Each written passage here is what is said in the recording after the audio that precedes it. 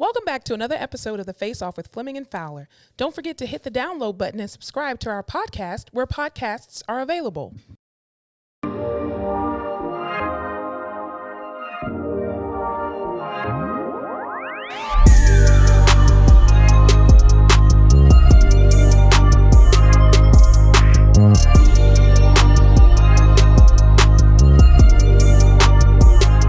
Welcome to the very first episode of The Face Off with Fleming and Fowler.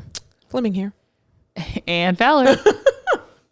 So we basically started this podcast during the quarantine, probably like most podcasters. And we thought that we have a great opinion about a lot of different things. And so we wanted to be able to share that with you, whether you like it or not, because you tuned in. So listen, I was depressed and I'm still egotistical. So it just was a natural progression to make a podcast. Yeah. I said, you know what I want to do this quarantine? Listen to myself talk. Absolutely. Ad nauseum. Yeah. Because I personally feel like the people in my head, I trust the people in my head more than I trust the people outside my head. Just saying. Yeah. Right. I trust the people in my head more than I trust the people. This is the clip they'll be playing in a couple years when I for do your what? Documentary. Listen, it's going to be an amazing documentary. It's going to be on Netflix, and yeah, I'm going to be a billionaire. It'll be like before it all went wrong. And it'll be a clip of Monty saying, I trust the people in my head more than the people outside of it. Absolutely. Why wouldn't you trust the people in your head? I don't trust shit I think of. No. Listen, the people in my head are the smartest people I know. So I trust them. Interesting. Always. We'll agree to disagree. Yeah. So we are basically, we wanted to make this podcast because I'm a podcast listener. Alyssa's a podcast listener. And, you know, we have there's a lot of different podcasts that are out there that really don't have this dynamic of having two millennials actually that were born in two different decades. And we have a different perspective on different things. So we are millennials. Both of us are millennials. However, I am what you consider a Xennial per Wikipedia. And Alyssa is actually Generation Z because I was born in 1984 and Alyssa was born in 1994. 94, baby. Yeah. So I grew up in the era of, without the internet, before the internet was created. She grew up in the era of cell phones and internet. That is still wild to me that you did not have the internet. Yeah, no, we did not. Like the internet was created when I was in, I believe it was high school. Maybe middle school. The least internet-y thing I remember is... Internet-y? Yeah, like I remember having a flip phone and it was the big thing. Like you make sure you don't hit the internet button because it charges you every time you go onto the internet on your phone. Wow. So like that's the most low tech I remember is like, oh, don't hit the internet button because it'll charge you to go on the internet. See, I grew up in the era where the first cell phone was made, and it was this huge, gigantic phone that weighed like 30 pounds, no lie. And then my dad in his red Jeep, because he just loved his red Jeep. Anyway, he had a car phone. So you were like styling and profiling with a car phone, but it had no screen to it. It was just like a house phone in the car. It was so hood. It was so incredibly hood. But even the internet, it was like you had these little CD-ROMs that you can put into your computer, and we still had floppy disks. And literally you would have so many minutes on the CD-ROM, and they were usually like an AOL or a Yahoo thing or whatever, and you had like 2,000 minutes. Wait, that's how you prepaid for your minutes? Yeah, for the internet. Oh, like to access like to Google the internet. shit? Yes, Google wasn't even around. Oh, you had Ask Jeeves or something? Yeah, Ask Jeeves. You do know a little bit about this stuff. That's awesome. So yeah, you had Ask Jeeves, and you just had like the Yahoo or AOL, and you had the search engine. See, I do remember dial-up, but I just don't remember the CD-ROM. Oh yeah, you had to put a little CD-ROM in there depending on how many minutes you had, and then if somebody called while you were on the internet, it kicked you off. And then it got kind of, the internet advanced, and it basically became where if you got on the internet and you stayed on there, it would block the phone calls from coming in and kicking you off the internet. That's what I do remember, because you couldn't be on the internet if someone called. That's very true. Because your parents would be pissed if you're on too long because you couldn't get the calls through. Because at first it was like no call waiting, and then you had to pay separately for that. So yeah. Exactly. You got mail. Yeah. Yeah. So the fact that, I grew up without the internet, and then the internet was created, and then Alyssa's from the generation of people where you guys came out with cell phones Instant out of the womb. gratification is what I'd like to say about my generation. What group am I? What subset? So you are a Generation Z. So per Wikipedia, it's from the early to mid 90s all the way up until 2010. Okay, here's the issue I have with that. I don't even know people that are born in 2010. How old are you now if you're born in 2010? It's 2020, 10. 10 years old? No, it can't be 2000. It's 2000. I'm just kidding. Even that is a push. 2000? My brother was born in 2002. He's an idiot. Wow, your brother was born when I graduated high school. Sweet Lamb of God. That's wild. That is insane. Wow. Yeah. So much has changed. Now we have cell phones. I remember cell phones used to be super small. You had like a little Nokia, and then they got bigger and bigger and bigger. And then they tried to say, oh, let's see how small we can get. And now they're back to being bigger and bigger and bigger. So yeah, so it's a great perspective. Also too, so we are facing off as, the reason why we called the podcast the Face Off is because literally we are going head to head as a subset of people who are 10 years apart. One a Xennial, one a Generation Z. One with right opinions, one with wrong opinions. Clearly yours are wrong. Interesting. Ooh. Yeah, it's great self-reflection. But yeah. Agree to disagree. But then also too, we are facing off because I am a physical therapist by licensure and by skill. And then Alyssa, you are a what? I'm an occupational therapist by spirit, And by licensure. And I guess, by like, because that would be assault. If the government wants to put a title on my job, I guess that's what they say, but I really just feel it out. I go with the flow. It's all cosmic energy. So when you fill out for your taxes, you don't put on there what your occupation is? Oh, I surely helly put.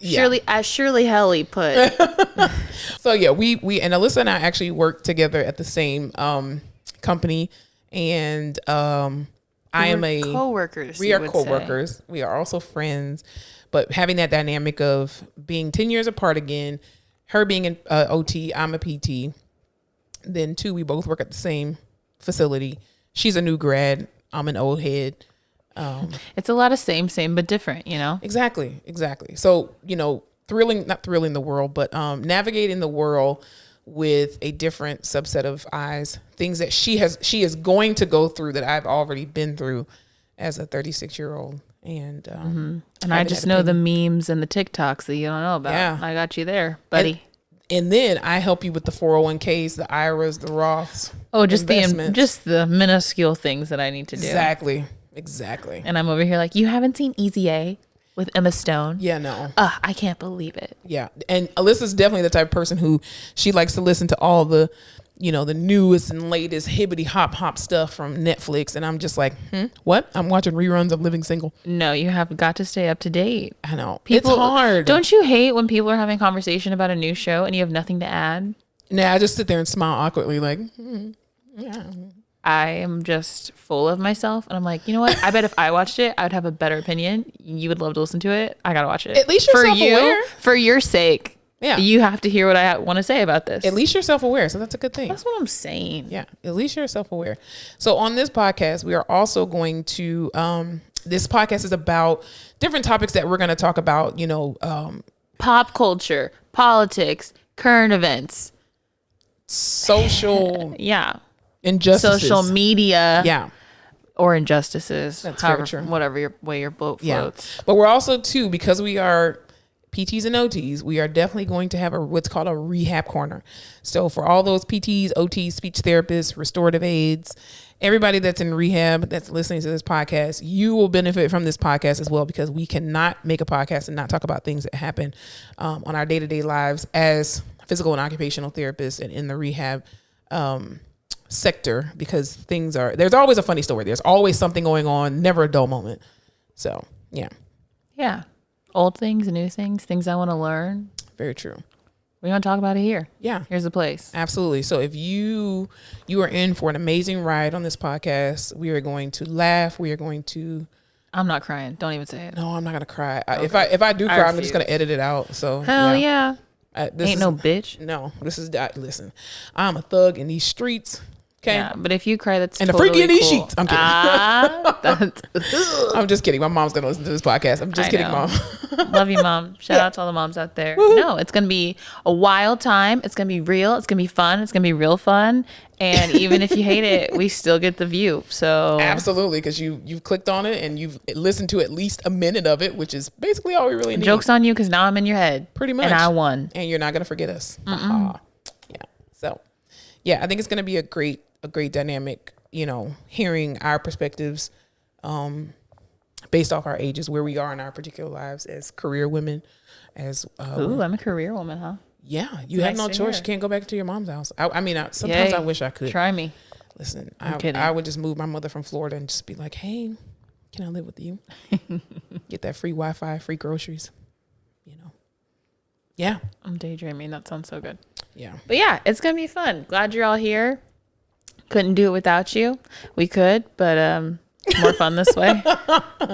It's definitely more fun when you have other people involved. So definitely leave us some comments of things you want to hear, things you don't want to hear. Nice comments, because I'm insecure. Please, I'll read them and I'll obsess over it. Oh, I'm not going to read the comments at all. Like, I'm not going to read the comments. Because here's the thing.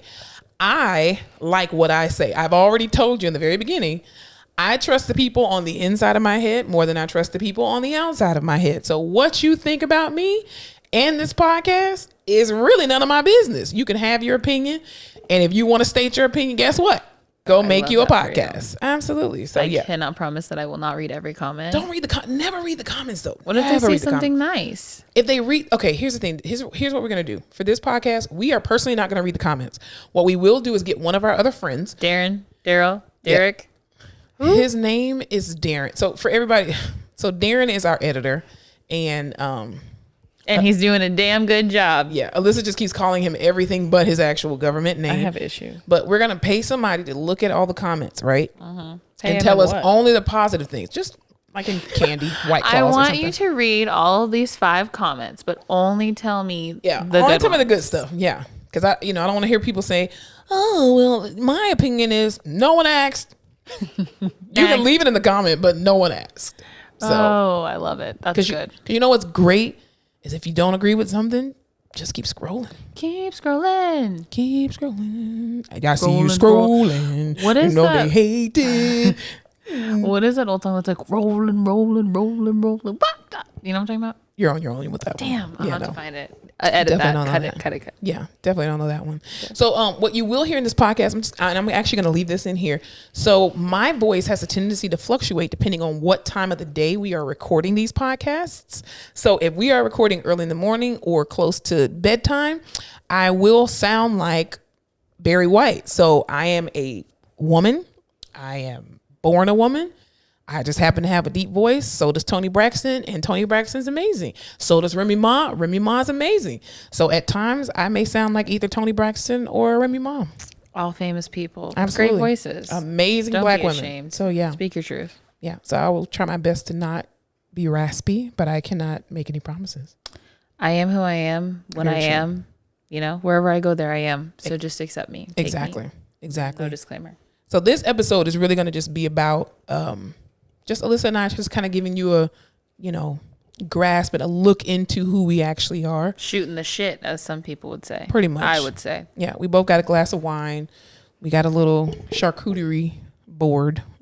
I'm vegetarian, so I'm just going to eat the cheese and the grapes. But I got the meats. Yeah. I like Arby's. No Arby's. Just kidding. Yeah. Let's not get sued. Cut that out. Yeah. Very true. Or we can get sponsored by Arby's. Hey, I'm not opposed. They have good fries. I like their fries. Oh, the curly fries. Okay, have you had the apple turnovers? No. What is that? Just like a You're missing bite out. off of like a McDonald's apple pie? Exactly, but flakier and with better icing. And McDonald's doesn't have icing, so just icing. Period. I don't like icing. Neither do I. But this is good. It's more like a glaze, like a sweet glaze. Okay, it's good. Cool. I swear. Cool beans. All right, I believe you. Come on, trust me. I believe you. If there's anything I know, it's fast foods and chain restaurants. I was gonna say, love you go out way more than I do, dude. Give me a Chili's, give me a Cheesecake Factory. See, you're expensive. Give me BJ's. a Chipotle. Give me a okay. Moe's. Like we don't have Moe's here in San Antonio, unfortunately. But yeah, cool beans. Yeah, no, this will be good. This is gonna be fun for you guys at home. You're welcome. That's all.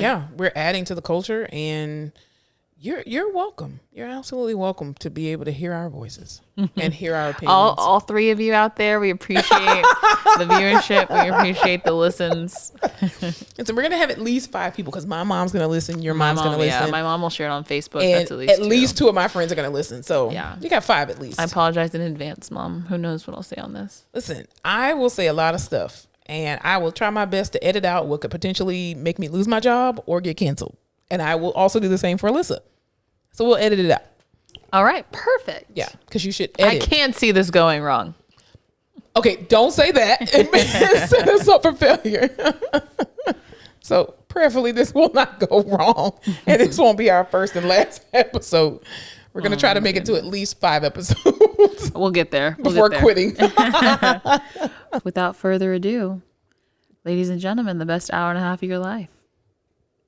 This is The Face Off. This is a story of a girl who cried a river and drowned the whole world. When she looks so sad in photographs, I absolutely love her. When she smiles. You don't know? No. What? Damn, we're gonna have this is gonna be a long. Okay, wait. podcast. What is this? Is this from something in your generation? It's how many days in a year? Okay, that's a song. This is the story of a girl. Okay, so who sings this song? 9 days. Okay, It was released in 2000. It's an alternative indie song. Here's the thing. I also want to preface our podcast by saying that I am an African American woman. If you can't tell by my voice, which you can't. Anyway, Alyssa is also an African American woman, but she is also a Caucasian woman. So she is mixed. Whoa. You are. I am. She is half white, politically, half black. we call that. What do they call it? Mixed. Ethnically. No, what is it? No, I was going to say ethnically ambiguous, but that's not right. No. Mixed race. Is that weird? I think mixed race is like, kind of rude. It's right? like a derogatory kind of thing. Oh, mulatto. That's a rapper. Yeah, but that's even derogatory, I think, to say mulatto. Biracial. She's biracial. Biracial is the politically correct term for half white, half black. You're biracial. I'm a little white and a little black, and that's all I got to say about it. Yeah, exactly. So some of the things that you're going to hear, they're going to be more Caucasian-esque from Alyssa's side. I say some white things, okay? Yes. And there's nothing wrong with that. There's nothing wrong with that. Don't come for me. But here's the thing. I'm proud of myself and who I am. When she drives, she will absolutely get pulled over and they will think she's black because she's black. That's on colorism. Absolutely. Absolutely. Period poo. Period poo. Absolutely. How shitty is this country? You're like, yeah, no, I know you think you're white and your mom's white and your whole family is white, but you're going to get pulled over just like the rest of us. You definitely are. And even if you're with your mom, your grandmother, your uncles that are all white, they're still going to look at you and be like, yeah, there's that one. There's that blackie. There's that blackie there just sitting there how you doing? Doesn't matter. Yeah. Oh, isn't it great? Even though you look like you literally look like the black version of your mom. Isn't that wild? Yeah. You are genes your mom's are strong. Your mom's genes are crazy strong. Yeah. You literally are a twin of your mom. I cut that out. She doesn't need to hear that. Why not? Because she'd love it. I'm leaving that in there. This is the first episode. Your mom needs to hear that. Mom, Alyssa looks just like you. She's just the black version of you. That's it. Yeah. I should be able to like run faster or jump higher or something. She could absolutely kick my ass. Yeah. Well, you got the black in you, so you can run and jump. Have you seen me run? No. Have you seen me jump? Have you seen me? Listen, we're not gonna be breaking floors around here, and that's on obesity. All right. All right. Cool beans. So sit back and enjoy the ride. First of all, these mics sound really good. I know. I hate my voice, but on this mic, I love it. And I don't sound like a man. No. Yeah. You sound like a 36-year-old woman. I do. Maybe 35. Now, if we do podcasts at 9 o'clock at night, not gonna happen. Hey, I'm gonna sound like, good morning to you.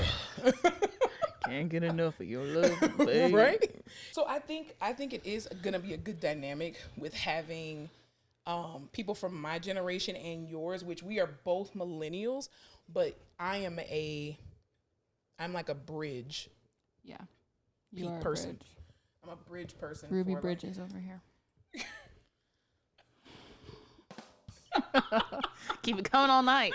I've always told everybody, don't give me a mic. I cannot handle it. I cannot control myself. I go crazy. And this is why you're the perfect person to do a podcast with. Yeah. The last wedding I was in, they handed me a mic and it ended horribly. Oh, were you started drunk? Singing. Hell yeah. Oh, Jesus. Singing, dancing. That wedding was lame till I got up there. Had a great time. That's hilarious. So yeah, I think having a target audience of my age group and your age group, because it's like, again, we're both millennials, so we can relate to each other, but there's also still this 10-year gap of I grew up without the internet. That is insane to me.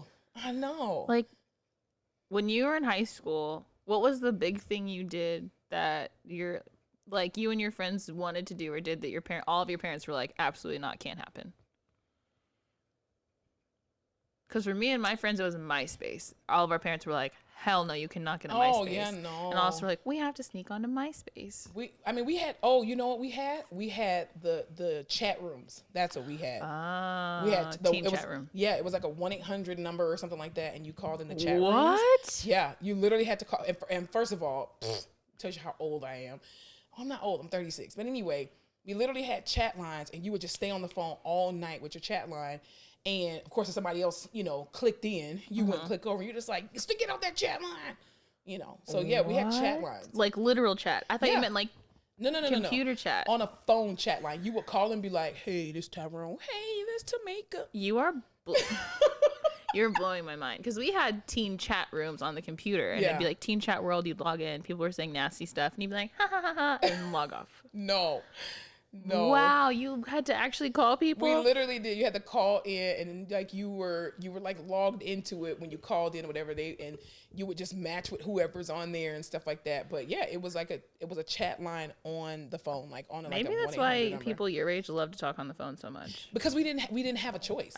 Do not call me. It's the last thing you should do. See, and I'm the opposite. I hate texting. I feel like texting is like the poorest form of communication ever. I fucking hate texting. Really? Don't fucking text me. You can.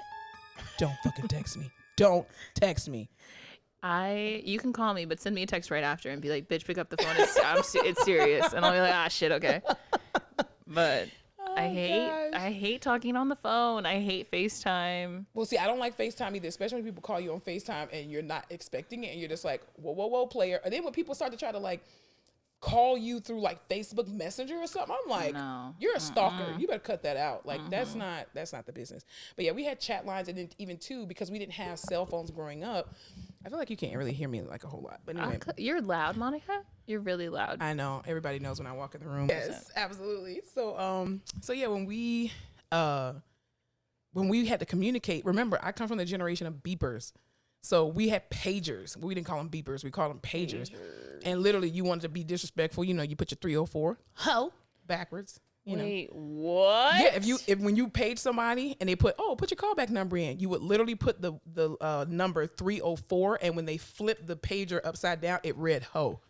There was little messages like that. Crafty bitches, huh? Listen, you had no choice but to be. So like your little booth thing would page you, and then you would like go and call them back. And then we got two-way pagers, which were pretty much like the first text messaging kind of situation. And then but how do you text? Don't you have to call a number and then you type in your message? Yeah. Mm-hmm. Right? See, I know things. But if somebody else had a two-way pager, then you were able to go in there and actually like you could write your own message type from the pager. You could text, and it was like it was like a bootleg, like a smaller sidekick or whatever. And you were able to flip it down and flip it up or whatever, and not like how Kelly Rowland was, typing Nelly on in Excel spreadsheets. Oh my gosh. Oh wait. That's the 2000s for sure. Yes. So we had that. But yeah, it's so weird that we're like 10 years apart. Yeah. Yeah.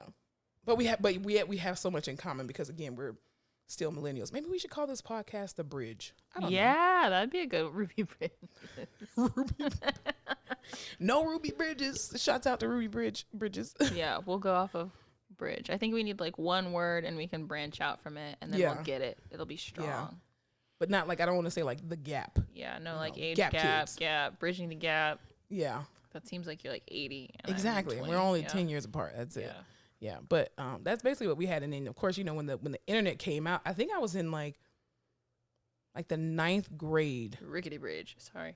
You're so silly. I think I was in the 9th grade when the internet came out, because I remember they used to say, well, in order to communicate with the internet, you have to type World Wide Web. Did you say 9th grade or 9 years old? No, I think I was in the 9th grade. I was either in the 8th or the 9th grade when the internet actually came out. And then all you could do was, everybody had an AOL. Yeah. And you could only go on like Yahoo was in existence at the time, AOL. And then you have instant messenger? Yes, through AOL. And then everybody just loved to say, you got mail, because that was like the big thing. Right. And then the movie came out, You Got Mail, so it was like, a big thing about it. But yeah. But yeah, I mean, that was pretty weird. Yeah, 10 years isn't that bad. Like, I'd date someone that was 36, 45. I would not date somebody that's 26. That's not happening.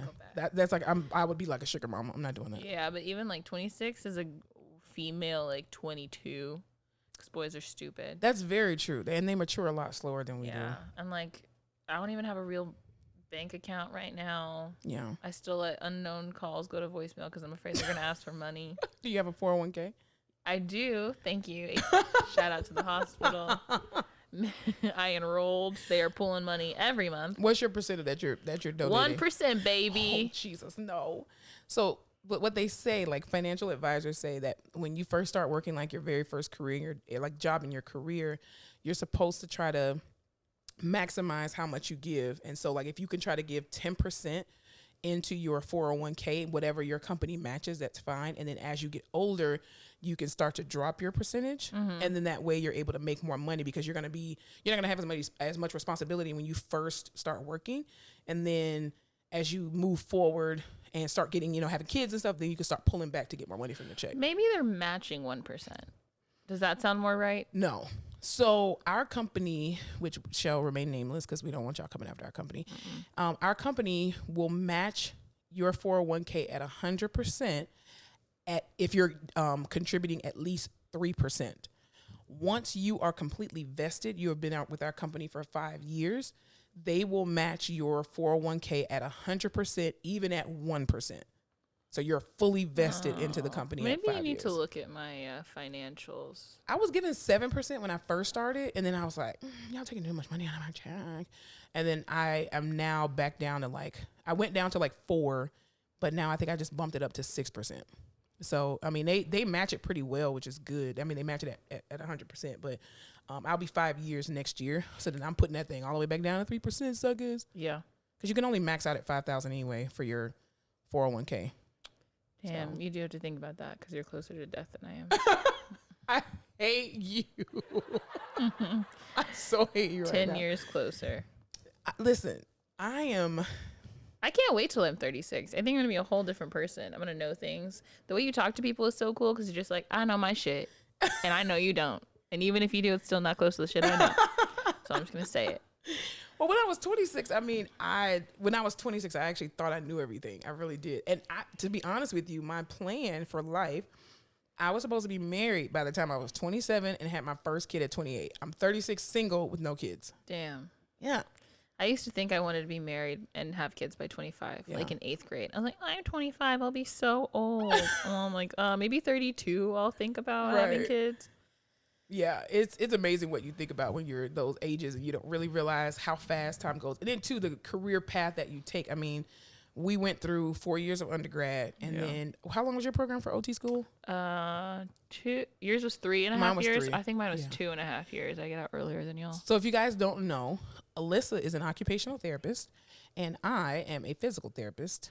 And so, bridging the co-treat. I'm kidding. Neither one of us is respected in the hospital. No, definitely not. It's sad. Black Lives Matter. Anyway, but yeah, so my schooling was 3 years, but then I played around too because I was just having fun. When did you go to? Did you go to PT school right after you graduated college? No, I tried to. I applied the very next year and then I didn't get in, but I made it to the waiting list. And traditionally at my school, shouts out to Florida A&M University, if you made it to the waiting list, I don't even think that's the thing. That's disrespectful. That is Howard. That is not us. Thanks.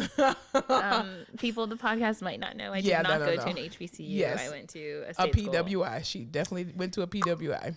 Hook 'em horns. Oh my God, I can't. Go horns, go. So, we. What was I saying? I can't remember. Oh, yes. My schooling was, I didn't get accepted the first time, and then I made it to the waiting list. So I only had to sit out a year, and then I went into PT school. I see. Yeah. But I also started, PT school later than most other people did because first of all, I was going to med school. That was my plan, to be an OBGYN. And then I worked in postpartum labor and delivery when I was in school in Tallahassee, and I was like, nope, I don't want to look at vagina for the next 30 years. That's not going to happen. Wise choice. Yeah, and I'm like, I'm not going to have a life. I'm just going to always be on call because people's going to keep having babies. We were just talking about this. So I was at the lake with my family this weekend, and my uncle and my aunt have been doctors forever. And we were like sitting there. He's putting meat on the grill, and my aunt comes out and she's like, "Hey, the hospital's calling. Are you on call this weekend?" He's like, "I don't know. Am I?" And she's like, "I guess, yeah." Picked up the phone, had to leave and go do a surgery. And What kind of doctors are your He's an aunt? ENT. Oh, okay. She's internal medicine. And they have a bunch of like, he has a bunch of separate businesses now. He does hearing aids and a bunch of like cosmetic surgeries and stuff. But I was like, you're still like, how old are you and how established are you? And you still have to drop everything with your whole family here to go, someone busted their lip. Exactly. And he's got to go operate on it. Exactly. Yeah, that's one of the reasons why when I started working into it and I started working closely with and around OBGYNs, I was like, y'all don't have no life. I'm not about to do that. Yeah, babies are born all the time. Like they don't stop. Disrespectfully. Listen, and then now with the quarantine, there's gonna be so many babies. Oh my God. Like, so any OBGYNs out there, any midwives that feel like your business is gonna close, it's not, because you're about to have a whole bunch of big-headed ass babies that's gonna be coming out pretty soon. So yeah, watch out for those. I've also realized that I need to push babies as long as possible because I want like a doula and a night nurse, and that shit's expensive. It really is, but it's so worth it though. I don't know, I'm trying to sleep. Yeah, all the time. Listen, I am the nap queen. Okay, you already know. I will take a nap, and I will miss the whole apocalypse because I'm sleeping. The babies do not care. They're don't. Disrespectful. And I want kids. I really do, but at the same time, it's just like, little baby, I'm gonna need you to understand. Like, I've literally already been praying over my kids, and I'm just like, little baby, I need you to be able to understand that mommy likes to sleep. This little 2-hour thing not gonna work for me. I need you to sleep for at least 8 hours. Sleep when the baby sleeps. The baby sleeps at weird times. I'm gonna sleep when I want to sleep, and that baby gonna just have to deal with it. And I don't want to have to record and secure and then get all the spoilers when I spend 15 seconds on Twitter because the kid's quiet for the first time in forever, and I see the mental break, and then I know that Lawrence and Issa are back together. Exactly. I'm pissed. Well, I wait. Are they back together now? They're not. Okay, that's what I'm saying. I don't want to find that out on the internet though. Well, that's very true because it's got to happen. Team Lawrence Hive. I get a lot of flack for that one, but fuck Lawrence. Look, you literally just blew my mic out with that. You need to chill with the fuck Lawrence. Did I mess it up? My roommate and I have come to terms with the fact that we're on the unpopular opinion about Lawrence because every time we're like so Team Lawrence. And every time we talk about him to someone, they're like, he's super toxic, and so is that relationship. I don't like the name. I just watch a lot of YouTube videos about producers because I feel like everyone wants to go after a rapper. Yeah. I want to go after a producer. You get that's what makes the real money. To all the cool stuff. They're like an integral part of the music industry. They know so much. They make the cool beats that everyone's dancing to. That's very true. And then you don't have to deal with all these girls on them. That's unless very it's true. Like a Mike Will Made It or a DJ Mustard type of situation. But I remember DJ Mustard was like, I'm gonna lose all this weight so I could fit in some, what kind of jeans? It was like these $5,000 pair of jeans or something. He was like, I want to lose weight because I want to be in those jeans. And I was like, that's a kind of a weird motivation, but hey, if it works for you, because I'm still fat, so maybe maybe that's why Rick Ross did it. Shout out to the pair. Rick Ross pears. Listen, Rick Ross be just walking around with his shirt off. I'd be like, Rick Ross, you literally just lost a whole bunch of weight. Like, it's crazy, but I mean, he looks good. He looks really good. He's healthy. I'm happy for him. Yes, no diabetes. That's like, you never watch Drake and Josh? I'm assuming you're probably like an adult when that show was out. Jake and Josh? Who's Drake that? and Josh. Drake and Josh. On Nickelodeon, Drake and Josh. This is the gap we're bridging. Yeah. We're building. Don't know it was who that is. Show on Nickelodeon, and this guy, he was on All That too, I think. All That? What is that? Oh my God. Comedy sketch show for kids, Nickelodeon. Amanda Bynes, I didn't Drake grow up Bell. with cable. Okay. I mean, I partially grew up with cable until they cut it off, and then we'd have to wait a couple months to get it back. But there was this big guy, Josh Peck, and they made him the funny fat kid, and then he got older and lost all this weight and is super hot. Really? Yeah, I love that for him. Interesting. I'd have to Google a picture of it because I have no clue who that is. Yeah, I just am not willing to put in that effort right now. But just know what I'm saying is true. I hate you so much right now. That's too funny. So, what do you think about things that are going on with the coronavirus? Like, see, that's where we would cut. You see, we'd have to cut that. Yeah, part. So we have to edit it. Yeah, So this is good for you. It's going to be good practice editing. I know. You're going to make me do all the editing? You're not going to take on some of the editing? Yeah. Do you know what Call Her Daddy is, the podcast? Call Her Daddy? What is that, like for like sugar babies or something? No, it's a sex podcast, kind of. It's these girls who are super thotty and like would just talk about the thotty shit that they did, but they were really hot, so people listened.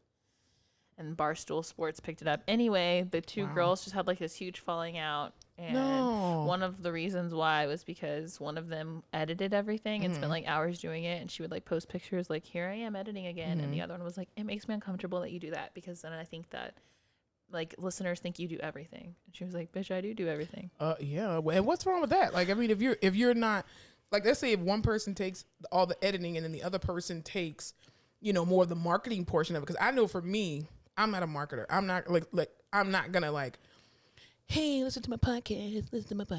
Listen, bitches, if you want to listen to this shit, it's funny, it's cool. Listen to it if you want to. If you don't, goddamn it, don't. Joke's on you, because we're gonna get fucking popular and we're gonna just delete the early episodes, and then I'm gonna ask questions about them when we're really famous, and only the real people will know. Exactly.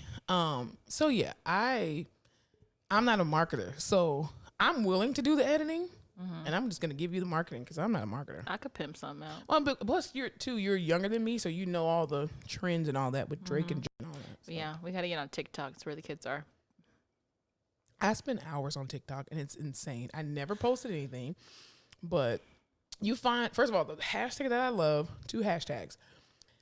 Things I never knew I needed from Amazon. Love it. And second one is things TikTok made me buy. Yes. I love 2 dangerous hashtags. Literally everything. And I love all the conspiracy theories. I'm drunk, sorry.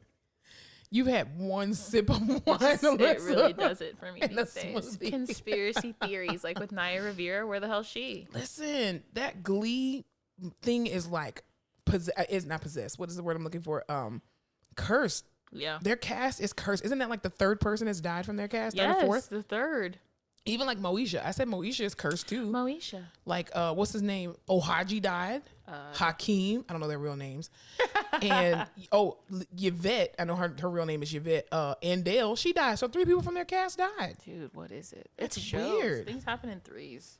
That's weird. But I'm just like, you don't know people's lives like that, right? Like, people do things, but the idea that you'd go somewhere with a baby, because I'm always like, if shit happens, they can't do anything. Right.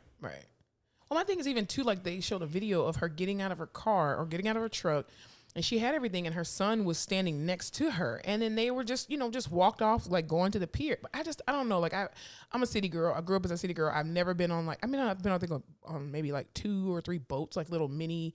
I don't even know if you can call them yachts. Like my aunt used to get like these little boats or whatever in Miami. We would just go riding for like 2 hours or something and come back. If this was a show, this is where we flash back and Monica's on a full-fledged fucking yacht. Like, Thank God there's no pictures of that. what you would call it. Maybe like a little like tugboat. Literally, like, that's what it was. Because you you felt so much of the ocean. It was like, oh, I don't want to do this. You know, kick it back. I love being on boats. We were on boats this weekend. Really? I just love being on the water. I mean, I like jet skis. Jet skis are super fun. I've been jet skiing once. And first of all, shouts out to the girl who did my hair. Her name is Braids by Guvia. She was in Tallahassee, Florida. First of all, I love my hair braider, Braids by Rachel. But Guvia in college, I literally got these I don't know what they call them, 2 strands twists, Senegalese twists, whatever. They were twists. I literally went jet skiing like 3 weeks after I got those things done, and I was like, oh, these things gonna fall out the ocean, gonna have a bunch of weave at the bottom. Not a single braid came out. You know, I was natural at that time. Not a single piece of my natural hair came out of those freaking twists. Wow. And my hair was soaked. Yeah, I was shout her out for sure. Yeah, Braids by Guvia. I don't know her last name, but it's Guvia. Guvia. Braids by Guvia. She's in Tallahassee, Florida, people. I think she's still in Tallahassee. You know who else is from Tallahassee, Florida? Who? Christopher Brown. Who's Christopher Brown? Great friend of mine. Got into some trouble a couple years ago. What are you talking about? I hate you. Love him. He's not from Tallahassee. I swear I read that. That boy is from up north somewhere. Do you promise? I'm dead serious. Where's my phone? What about in Run It? What would he say in Run It that makes you think he's from Tallahassee? Do people in Tallahassee just run? There's obviously a reason in which I thought he was from Florida, and I will prove it to you now. No, Chris Brown is not from Florida. This is actually my Chris Brown podcast. Are you obsessed with Chris Brown? I love that man. I like Chris Brown. I really do. You know what pisses me off about Chris Brown? Not about him. What pisses me off is that people continue to... he's from Virginia. Virginia. Why am I so off the mark with that? How did you think he was from Florida? Did he ever live in Florida? He's No. 31. Ugh. He doesn't even act like a Floridian. And What, by because the he's way, not crazy for running around first doing of all, crazy things? First of all, born and raised Floridians are not crazy. That's number one. Number two, it's the people who are from New York and New Jersey that move down to Florida and commit all these damn crimes and then be making us look like, oh, Florida man. Look at his birth certificate. What does his birth certificate say? He's not from Florida. I'll guarantee you, most of the crime that's committed in Florida, these people are from up north. Okay, we are too hot to commit crimes. He's passionate. We're too hot. You know why I thought he was from Tallahassee? Because he's on Run It with T-Pain, and T-Pain's from Tallahassee. That's right. T-Pain is from Tallahassee. That was my bad. And I'm going to tell actually a T-Pain story, and this is kind of a HIPAA violation. I cannot wait. I don't know if I can say. I mean, it's been years. Whatever. Let's I don't work talk for them. like we have someone who's sitting here editing our shit. We'll be like, I know. hey, can you cut that? And It's like, can you not say that? Post? Exactly. So edit that in post. Yeah. So Cut that out. his name's gonna be Darren. That's gonna be our engineer. Hey Darren, can you edit that in post? I just made that name up. I love Darren. He's great. Good friend of ours. People gonna be like, we want to see Darren. Darren doesn't exist. But yeah. So T-Pain, when his wife had I don't know if I can't remember if he had a daughter or a son. I can't remember. But I was working at this particular hospital in Tallahassee. I won't say which one. There's only two, so whatever. You're gonna have to just throw up flip a coin. Anyway, and so everybody was like, "Oh my God, T-Pain's wife has delivered a baby." Blah blah blah blah blah. And we were just like, "Okay, like who cares?" Like, okay, they having a baby. So then, literally, we didn't see him, and he was, I happened to be working that weekend that they were there, and he comes out of the room and he was like, yeah, we're trying to order some pizza. Do y'all have like a Yellow Pages? Okay, this tells you again. Yellow Pages. Right. This tells you again that like Google Maps and all that wasn't really, that's his real name. His parents are Muslim, I think. Or practice. I love the backstory. Yeah, I think they're Muslim. I think they are. He's only maybe 34. That's he's surprising. Haitian. No, I think he's Muslim. I don't know. The boy's name is funny. Rashid Nejm. Yeah, I think he is Muslim. I'm going to go ahead and say he's Muslim. Okay. Without any factual base, but I'm going to say he's Muslim. I feel pretty good about that. But he so when he came to the thing, he came up there and literally, this is a true story. He was like, "Oh, can I borrow a pen real quick?" I was like, "Oh gosh." I gave him my pen. He wrote down his stuff and gave it back to me. I was like, "All right." Does he sound like T-Pain? Yes, he does. Like, without a doubt, it's T-Pain. Absolutely. Like, he sounds like he talks and sings. I mean, he didn't sing for nobody. He was just like, okay, bitch, I'm here to have a baby. Like, yeah. I mean, but they were very nice. Like, he didn't act like, oh, I'm a celebrity. Like just treat me like thing in Tallahassee. Exactly. Like, he didn't act like that. He didn't have any ego whatsoever. His wife didn't have an ego. They pretty much just mostly stayed in their rooms. And of course, people were just like, oh, let's go up on the floor to see if we can see T-Pain. I'm like, leave that man alone. His wife just had a baby. Like, leave her alone. That's insane. Mm-hmm. I love a T-Pain story. Do you ever watch Tiny Desk on NPR? Yeah. Okay, did you see the T-Pain one? I didn't. He sings everything like acoustics, chopped and screwed. Yeah, we're just two girls trying to get into an oversaturated market with mics and other equipment we've procured conveniently through Amazon Prime. And B&H video and photo. Actually, did you know that there are only 750,000 podcasts versus there are about, I think it was like 5 million YouTube channels. I fuck with YouTube. I did not used to. I do now. I love YouTube. I will get lost in YouTube land. Like, especially YouTube talking about van builds, tiny homes. Yeah, I just love stuff like that. It's super, super amazing. Did you know that 2/3 of the U.S. population, so like 230 million people, use Amazon, but there's only 2 million Amazon sellers? Really? Yeah, that's why everyone's like buying cheap shit and reselling it on Amazon and making a lot of money right now. Well, maybe we need to do that. We need to find something to buy. Yeah. Well, there's this one girl I follow on Instagram. She just got a YouTube, but I follow her on Instagram. Her first name used to be like, something about being fit, sick of being fat, or something like that. Whatever. Anyway, her name is Kim D850. Y'all go check her out. Kim D850. She's on Instagram and Snapchat, and she does have a YouTube. What was I talking about? This is why we. Oh, YouTube. Wait, what were we talking about? It on any she was talking about how she's gotten into like flipping pallets, and you can go on like eBay and buy these pallets of stuff like $6,000 worth of like Apple products for like $500. You bid on it and stuff, and literally you can just sell this crap.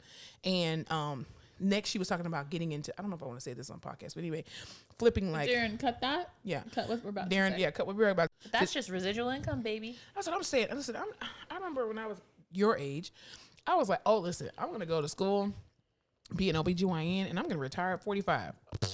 Yeah, right. Yeah, we need to pivot. I'm 36. I'm just looking for a sugar daddy who don't want no sugar. That's all. That's my only goal. I mean, I want a husband too, but I'll go to the cash flowing. Exactly. I'll go to the movies with my sugar daddy and then come home to my husband.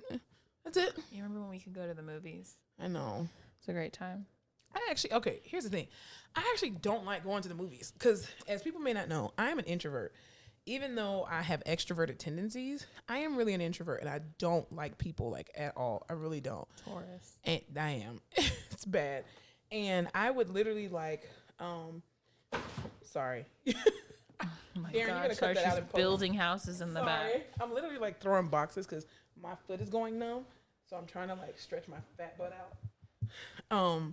But yeah, I really don't like going to the movies because people just, especially when a movie first comes out, like that first night, everybody's just super loud for no reason and just like making noise. It's just like, shut up. I just want to enjoy the movie. Don't talk back to it. Yeah, no, you got to go at random times. When I was in grad school, I lived across from a movie theater that had leather recliner seats. Ooh, fancy. And I had that movie pass thing that was hot for like a couple months, maybe a year, where you would just pay a membership fee every month and you could like see an unlimited amount of movies. Really? It was like a credit card and you would just use it to buy tickets and stuff. But I would like go to class, work out, study for a little bit, and then go see a movie in the middle of the day. That's how you know you're a college student. I know. I had nothing else to do. Because I used to do the same thing. I would just go in the middle of the day. Oh, I need my feet done. Yeah. I miss being in college sometimes. That's a good time. I miss the... Should I go back to school? Oh, God, no. Well, for you, yeah, because you're 26, so you have time. Yeah. When did you go get your MBA? I got my MBA. I started it in 2016, and I finished in 2018. Saw it? Yeah. How old was I in 2016? I graduated college 4 years ago. 32. So 32, I went back for my MBA. Yeah. Oh. Mm-hmm. Only because I just wanted to take a year off just because I was being lazy and I was really procrastinating because I was really debating, honestly. When I finished PT school, I literally was debating to go, like going back or going to med school because there was this DPT to MD program that they have in California. That's dope. Well, not in California. It's actually it's in some part of Texas. I can't remember. God dang it. But anyway. California, Texas. No, not California. No, you so you go to the school and they will pay for you to go to school, to med school, and it's a 2-year program from DPT to MD. But as a part of it, you have to sign a 2-year contract to work, or 5-year contract, in California, because apparently California has like limited amount of family medicine physicians. And I was like, if I'm gonna go to med school, even if it's for free, I'm not going for no boring ass family medicine. No disrespect to any family medicine physicians, but it's boring to me. Takes a special person. Yeah, I mean, I would definitely do like internal medicine, critical care. I don't know that I would want to do like, pulmonology. Like I love like the company. I don't know if we can say their names, but you know who the physicians are who wear black in our hospital. That only care about the lungs. Pretty much, they only care about the lungs. I'm always like, yeah, they can't breathe. They're like, yeah. They don't care about they care about the heart and the lungs. They could care less about the brain. So if you're brain dead, no one cares. Yeah, they'll still send us in there. Go ahead and get them out. Absolutely. Around. Yeah, they spoke to me today. They grabbed my hand. Like, yeah, they were responsive. They're following commands. They're responsive and following commands. I asked them to squeeze, and their fingers closed a little bit. Right. That's a baby does that. Exactly. Stick your finger in a baby's hand. It's a primitive reflex. But I would definitely do like internal medicine or something like that. But yeah, family medicine is just boring. I would not do family medicine. I would be a holistic doctor. That's just so cool. Did you know they kill holistic doctors? Kill them? Mm-hmm. The government. What have you been watching? So, everybody knows Dr. Sebi, right? SEBI. Oh, this is where you're getting your information from. Well, listen, first of all, he is an amazing man, was an amazing man. Even though there's some controversy about his family, like his daughters, like selling his stuff and he really didn't approve it or something like that. There's a bunch of controversy. Anywho, Black Lives Matter. So he Fuck that. There's a lot of different holistic doctors that have actually gone missing. Like there's an article that I read, or was it a documentary I saw? I can't remember, but it was some information that I saw that literally there's a lot of holistic doctors when they start to cure cancer and AIDS and stuff like that, stuff like illnesses and diseases that are, that big pharma loves to control. And as soon as people find out about it, they disappeared. Epidemiologists I'd like to see them try to kill you. Yeah. Well, it's nice knowing you, Alyssa. We've had a good run. You're our first and final podcast. It was fun while it lasted. No, I don't know if you know my mom. She's a breast cancer survivor. And this year will be 10 years, actually, in September. Wow, congratulations. She'll be a 10-year breast cancer survivor. And yeah, I used to go, I remember literally when I was this was the year before I went into PT school. And I would drive 6 hours from Tallahassee to Fort Lauderdale, Florida, every Friday for my mom's chemo. Like, she went through 8 weeks at first with one physician. We hated this guy. He was such an ass. And anyway, we ended up leaving his practice. But literally, she would sit there for like 4 hours getting her infusions. And there were other people that were just sitting there. And we were just like, okay, we're just looking around. Yeah, and, but you could make that like looking around. And it was like so weird. Can you imagine if that was like an interactive space, or like that was you had chemo with the same group every week and you guys could talk? There would be like a therapist to lead it. You guys could do, all different kinds of things. I feel like it sucks and it's so shitty, and like there's never a place where you can get resources for the patient, their family, their kids. Yeah, that's everybody. true. That's very true. It's like a one-stop shop. Yeah, that's pretty cool. I think you should like really market that. Thank you. That's my ultimate dream. Darren, cut this out so we can get this copyright. Hey Darren, I'm trying to get paid, so we're gonna get this copyright and then we can come back to it. Exactly. We'll branch out. Yeah, We'll be big in Austin and California. Yeah, definitely. Absolutely. Totally. The whites are. Yeah, I said it and I meant it. Well, the thing is, you're half white, so you have that privilege. I do. I dance on the line. Yeah, as the kids say. So for those that don't know, Alyssa is biracial. Her mom is white. Her dad's black. She looks black. Okay, so when she will get pulled over. Yeah. Here in San Antonio. I don't want to hear any of that. All right. Yeah. I look just like I'm just like everybody else. Let me ask you this question. So when you like fill out an application, what do you check on your box? Black or white or other? So I used to check other all the time. Then I took the SAT. Actually, no, then I took the PSAT. And they were like, have you ever heard of the African American Merit Scholars? Is that what it's called? Yeah. National Merit Scholars. Yeah. They're like, if you're black, you have to score lower to receive the National Merit Scholar. Really? I've never been blacker than I was my senior year of high school. I was like black. Everything I was black. I was almost freaking Pacific Islander if I had to blacker be. Than black. Exactly. Still did not receive National Merit Scholars. But I got into UT, I got in everything, and they were like, oh, perfect, she's black. She's black. So even now, you still put black on everything? Now I'll check black and white. Yeah.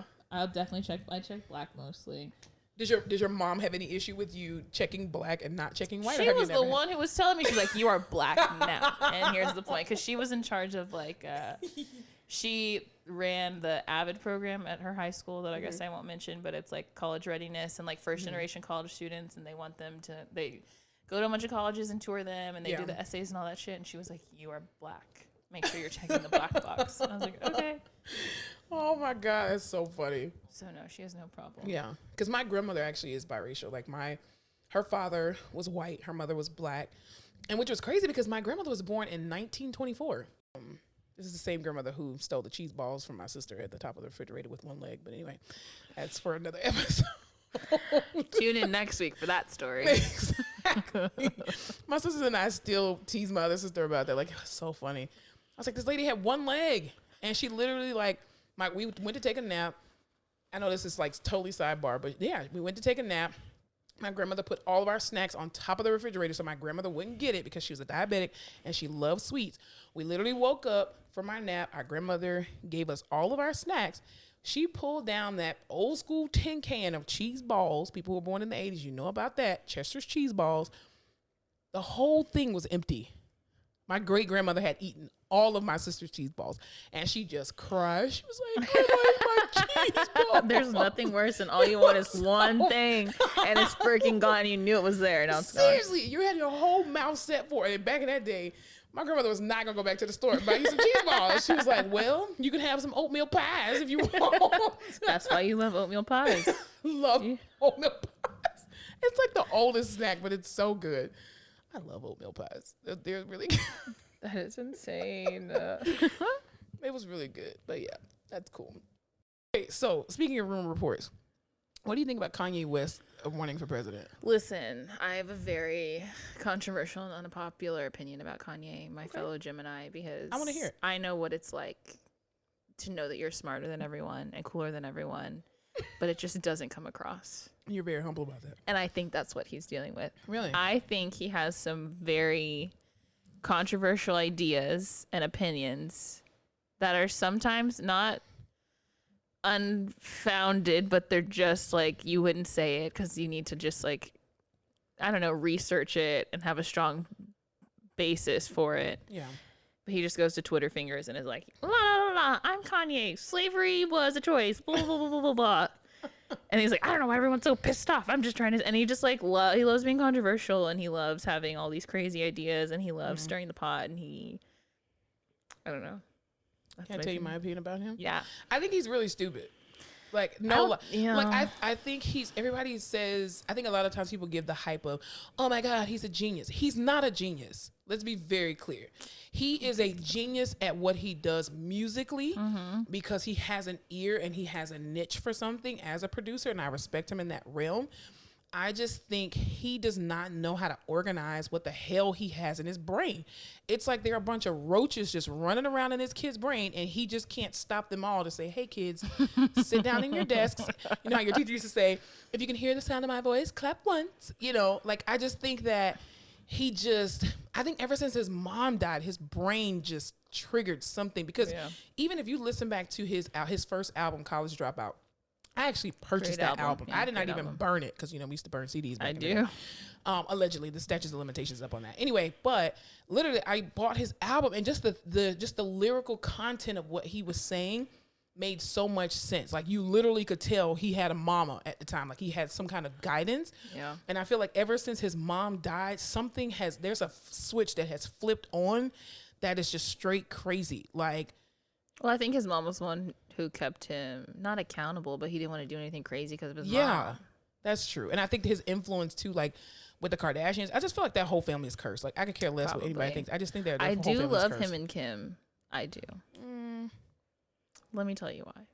I liked her and Reggie Bush together. That was fun. That was a fun time. It was in the world, in history. She just seemed really more wholesome when she was with Reggie Bush, and she seemed like she was genuinely in love. And I was like, what happened? Like, having that much money makes people crazy, I think. Very true. He had so much to prove when he was younger, and everyone was telling him no, but he believed in himself and knew he was great. And eventually the world caught up, and I think he's still thinking like, the world's just not onto it yet. It's just like how it was before. I just got to keep pushing these ideas and pushing who I am, and then they'll catch on to it. I just think the key for Kanye West is that you just need better PR. I don't know who your PR person is or if you even have one, but at this level in the game and how many mistakes you have made, Kanye West, I will be your PR person. And I will just tell you, shut the hell up. Like, you don't have to say everything you think. Like, you really don't. Big mood. That's what it is. You just don't have to. Some of the stuff that he says, it's like, this is a conversation that you have with some of your friends. And that is it. Like, with the whole thing about this week, yesterday, actually, I think what happened, this one football player, I don't even know who this kid's name is. His name is Kyle Kiro. And so basically, he made a comment about Jill Scott. And somebody said, I think it was Tory Lanez, that love Tory Lanez. He basically said that, what did he say? He said people are attracted to Jill Scott, like question mark, exclamation point. And he was like, so it's an energy thing. Got it. As if she's not attractive. Like, attractive. I'm like, Jill Scott is a beautiful woman. Like, she is an attractive singer. Not even just a singer. Tory Lanez is 5'0", has a grill and just sings. No. Tory Lanez didn't say it. He vouched and said. Oh, the football player. The football player was the one that said that. All back, Tory Lanez. I think you're a very attractive man. I love Chicks Tapes 5 or 3, whatever that was. Every one is a banger. Every single one. But Tory Lanez said, you can't trust a nigga that don't find Jill Scott attractive. And then K. Michelle said, Jill Scott is literally one of the sexiest singers of my time. I hate dead brain jocks. And so then he basically said, he tried to, retract his statement and was just like, I tried to explain my tweet after realizing how poorly it was worded and conveyed. I didn't grow up on Jill Scott, so it was news to me that she was a sex symbol, and I just tweeted. Stupidly, it was best to just delete it and take my L. I don't care if you didn't grow up with Jill Scott. She's a beautiful woman. Yeah. Like, Who cares if you? I didn't grow up with freaking Farrah Fawcett, but I think she was a gorgeous woman. Is she still? No, Farrah Fawcett died, right? Or she died? Oh, Farrah Fawcett is from Corpus Christi, Texas. Did you know that? Really? But she died, right? Didn't she die of cancer? I don't know. We probably need somebody 10 years. Farrah Fawcett alive? You're asking Siri on the podcast? Farrah Fawcett was born February 2nd, 1947, and died June 25th, 2009. She was a beautiful woman. Yeah, she's from Texas. Like, she's not in my age group, or like, I just know she was one of the Charlie's Angels, but she was a beautiful woman. So I don't have to know you I didn't have to grow up with you to know you're an attractive woman. The problem with people now is that Twitter gave us all this false belief that we all have very important opinions and everyone wants to hear them and they deserve to be shared. Very true. And some things are just meant for the group chat with the homies. Very true. As they would say, oh, it's just locker room talk. Yeah. I know. I hate that. Locker room talk. Like when, grab him by the pussy. Oh, it's just locker room talk. Yeah. What? Sexual harassment and rape fantasy is what locker room talk and is. rape culture at its finest. Farts. Yeah, it's crazy. But I was saying that to say about, where were we going with that? Didn't tell you. Yeah, I don't know where we were talking about that. We need someone to reel us in. I know. We need to stay on topic. This is why we need to write the stuff down. Yeah. And say these are the topics that we're gonna talk about, and then we just go off on them. You asked me my opinion on coronavirus. I think we're all gonna get it. I agree with you on that. I think this will not stop until we all get it. Yeah, I think every single person, unfortunately, is going to get coronavirus. It's just going to manifest in a different way for everybody, and it may not be. You may not be as critical with it, but I think this is like the new chickenpox. Yeah. Did you get chickenpox as a kid? Yes. No, you did. Wow. Yeah. You don't hear about kids getting chickenpox anymore. That's very true. Why is it eradicated? Ooh, see, the revolution would not be It's not a vaccine. We had a vaccine for it too, and we still got it. Here's the thing. Also, anti-vaxxers, not about you. Please stay off my podcast. You don't like you want to vaccinate your kids, or you don't? I do.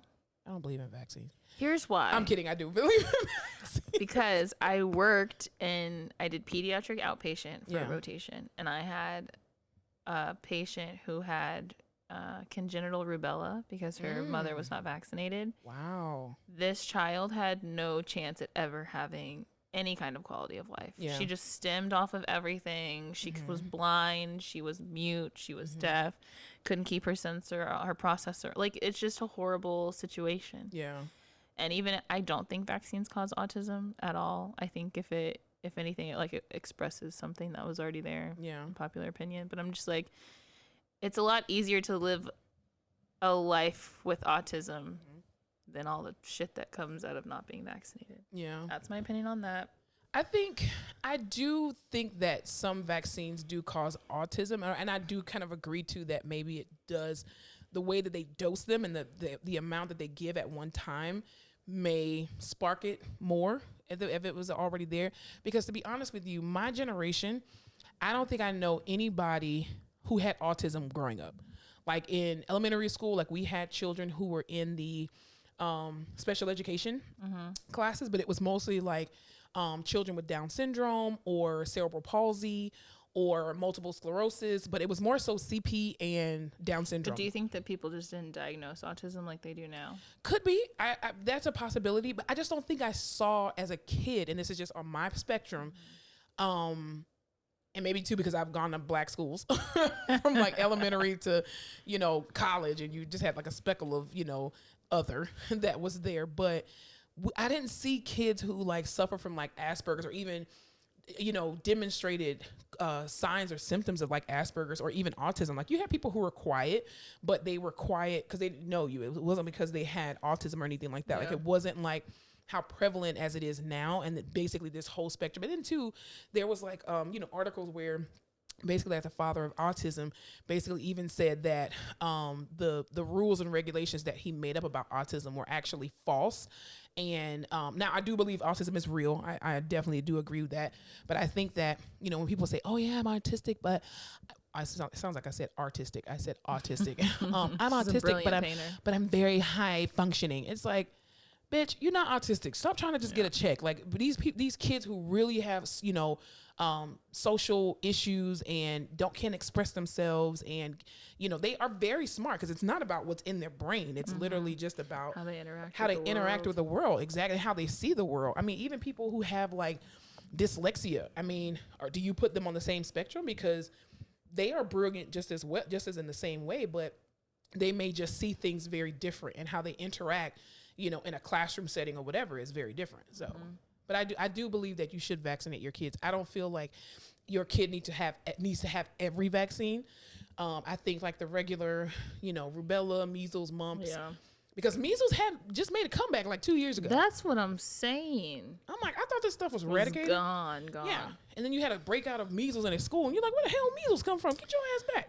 I will say, so when I was in college, the group that I was in, shout out Texas Lassos, unless something canceled has Darren, you're cut that in cut post. that. I don't know how they're doing right now, so cut that. Darren, you got a lot of work to do, dude. Put you to work. I was working with this group in college, and we always volunteered with the Down Syndrome Association.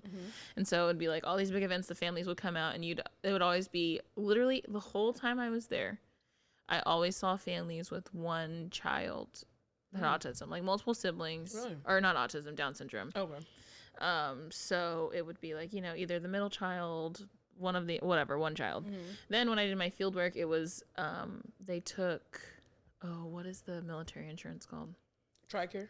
They took TRICARE, so it's a bunch of military families. Yeah.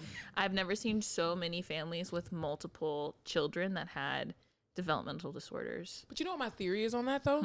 So, you know, the military, and this is something, I come from a heavy military family. So most of my uncles, I think all of my uncles were in the military. And the military, literally, they tell stories of how, you know, the military would just say, all right, everybody line up. You just line up and you get a shot. You don't know what you're getting a shot for. And then you're having kids, and, you know, you have you could have a high prevalence of these things happening because you don't know what the government's sticking in you. So that's why I do think there has to be something that, like, specific to the military that they're vaccinating people with that is causing some kind of genetic defect. Yeah. Like, and it wouldn't even be like multiple kids with autism or multiple. It would be like one of the kids has Down syndrome, one of the kids has CP, and I'm just like, this is insane. Yeah. So, I mean, that's probably why you have too, like a higher prevalence of like divorce with parents Military who have families. well, not even just military, but just even parents with children with disabilities. Like, it's hard because that child, I mean, it's hard to even parent another child who doesn't have any disabilities because you have to turn all of your attention to the one child with a disability, and you know that the other kids don't have the maturity level to understand that they need. It's not that they're favoring the other child, but it's just this one can't speak, or they can't interact, or they can't do for themselves. And, you know, so it's frustrating. And then as a parent, you can't even focus on your spouse because you're giving 100% of yourself to your child, and you can even give to yourself at that point. So that's even like the divorce rate between like multiples, like parents of multiples. yeah. It's stressful. You got too many goddamn kids. That's like, I always would think to myself, people don't have that conversation before they get married, but like that is the one conversation I would have. Like, what would we do if our child had a cognitive developmental defect, something, you know? Like, what would you do? What do you think about these kinds of things? How would you raise them? What do you think about it? What's your opinion about it? I mean, you just got to do what you got to do for your kid. I don't know. I feel like there's so much stuff now to help. Like, there's more recognition for things. People are more open to trying different things. You just try to give them as normal a life as you can, and just give them everything you can. There was a lot of cool research about stem cells in kids with autism that I read. They're doing it in Europe, and it's because autism's like tangles in your brains, right? Like your neurons and stuff. And so they're giving them stem cells, and it's basically untangling the tangles. Isn't that interesting? Yeah. But then, like, sometimes autism is cool. It really is. When you see these kids or people who, I mean, they're artists and they paint and or just your brain works like no one else's in this world. It really does. It's like a super cool computer, and no one else in the world can figure it out. And so that's why people are like, oh, you're on a spectrum. And it's like, no, the spectrum is real. It's just because the American education system is not geared towards these children, and they don't fit in, and they have, a lot of them have behavior issues and things that we don't know how to address. And so everything is just so standardized. You want everybody to be the same exact thing, but then we want you to be so creative. Well, then stop making these dumbass standardized tests like that. Like, literally, when I was in school, like, I don't know, again, I'm from Florida, so I know y'all have different tests here in Texas. In Florida, we had we didn't take any tests to like go from 3rd to 4th grade or from 8th to 9th. We didn't have no crap like that. You literally, we were the generation, people who were born in 1984 in the state of Florida. We were the group of kids who basically guinea pig the FCAT, which is the Florida Competency something academic test, whatever. It's the stupid ass FCAT. I hate that goddamn test. Anyway, so from 9th grade. Shouts out Florida. Oh my God, their educational system. Horrible. I love my state. Well, actually, I like it. Anyway, I liked it when I lived there. But literally, from 9th grade, they would make an announcement and be like, all 9th graders, please report to the auditorium. I'm like, what the hell is going on with this? We would get to the auditorium and be like, hey, you're going to take the FCAT today. What? You're not even going to prepare us for this stuff? Like, what the heck? And then we would take the test. We never knew our results. Then the next year, as 10th graders, all 10th graders, please report to the auditorium. All right, you're going to take a test. We literally did that for like 2 years in a row. And then your 11th grade year, there's still this test called the HSCT. So all Floridians who know about the HSCT, it was like the high school competency test.